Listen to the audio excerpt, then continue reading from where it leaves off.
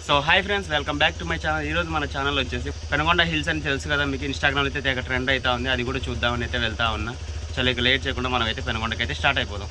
Present మనం పెనుగొండ ఎంట్రన్స్లో అయితే ఉన్నాం. చూస్తున్నారు కదా మీరే. ఇక లోపలికి అయితే వెళ్ళిపోదాం మనం. ఇప్పుడైతే మనం పెనుగొండ దర్గా దగ్గర అయితే ఉన్నాం. లోపలికి వెళ్ళి టెంకాయ కొట్టేసి ఇక మనం అయితే పెనుగొండ హిల్స్కి అయితే స్టార్ట్ అయిపోదాం. బయట చూడండి ఎలాగైతే ఉందో. చలో ఇక తొందరగా టెంకాయ కొట్టేసి మనం అయితే పెనుగొండ హిల్స్కి అయితే స్టార్ట్ అయిపోదాం.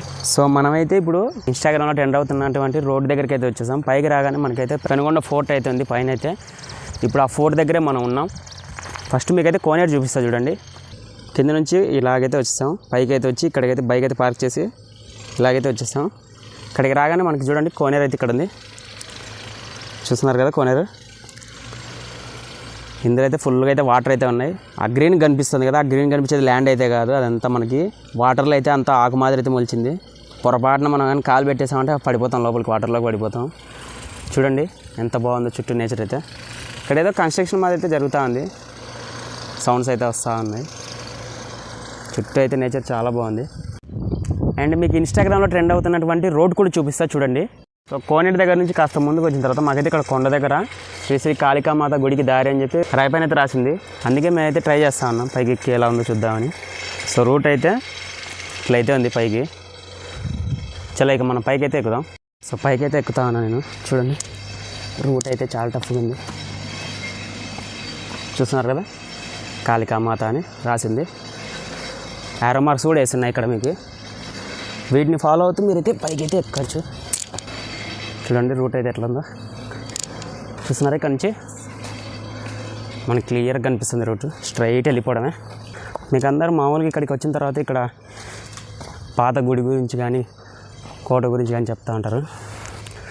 బట్ డిఫరెంట్గా ఉండాలని చెప్పి నేను ఇది ఈ ప్లేస్ చూపిస్తాను.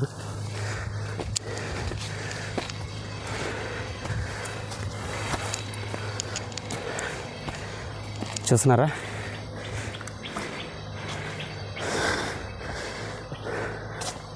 కింద నుంచి పైకి ఎక్కేసరిగితే నా పని అయిపోయింది. ఇక్కడ అందులో వాటర్ గీటర్ ఏం లేవు, దోలు తీరిపోతుంది నాకైతే. యారో మార్క్స్ అయితే ఇంకా ఉన్నాయి, అలాగే వెళ్తూ ఉండాలి ముందుకి. చాలా టఫ్గా అయితే మారుతూ ఉంది. చూస్తున్నారు కదా టెంపుల్, యారో మార్క్స్ ఉన్నాయి. వెళ్ళిపోవడమే వీటిని ఫాలో అవుతూ. సో ఇక్కడికి రాగానే మనకు రాయిపైన చూడండి దూరంగా కనిపిస్తూ ఉంది మీకు శ్రీ శ్రీ కాళికామాత గుడి.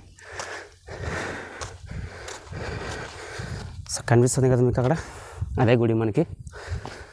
చలో ఇక గుడి దగ్గరికి వెళ్ళి ఎలా ఉందో చూద్దాం. ఇలాంటి ప్లేస్లకు వచ్చినప్పుడు పక్కా అయితే వాటర్ అయితే క్యారీ చేయండి, లేకపోతే చాలా ఇబ్బంది పడతారు. నాకైతే ఆయాసం మామూలుగా రావట్లా, చాలా రోజులు కదా ట్రెక్కింగ్ చేసి, అందుకే. ఫైనల్లీ గుడి దగ్గరికి అయితే వచ్చేసినాం. చూస్తున్నారు కదా. చలో ఇక మనం అయితే ముందుకు వెళ్దాం. ముందుకెళ్ళి రోడ్డు ఎలా ఉందో చూద్దాం. వ్యూ అయితే మీకు కూడా చూపిస్తా. సో ఫైనల్లీ మనం అయితే వ్యూ పాయింట్ దగ్గరికి అయితే వచ్చేసినాం.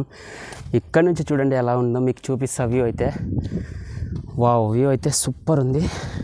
అతపాటు మీరు కూడా చూడండి. సో చూడండి వ్యూ అయితే ఎలా ఉందో.